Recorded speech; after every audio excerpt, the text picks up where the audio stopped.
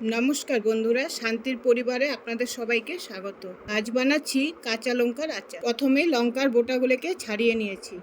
লঙ্কাগুলোকে ভালো করে ধুয়ে মাঝখান দিয়ে কেটে নিচ্ছি। সাথে নিয়েছি একটা গোটা লেবু। এভাবে সব কিছু ভালো করে কেটে নিয়েছি।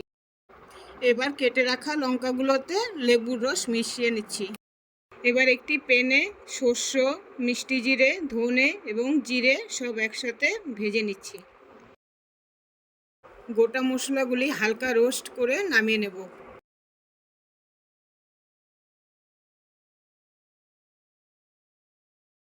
এবারে ঠান্ডা হওয়ার জন্য রেখে দিলাম।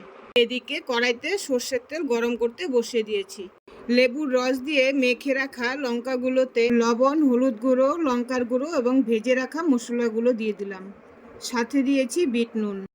এবারে সবগুলোকে একসাথে ভালো করে মিশিয়ে নিয়েছি। আর একটি শুকনো কাচের পাত্রে লঙ্কাগুলোকে ঢেলে দিচ্ছি।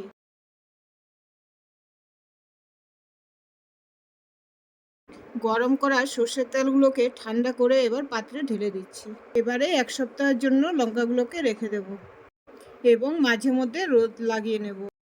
তৈরি হয়ে গেছে লঙ্কার আচার। আজ চলি, আবার দেখা হবে।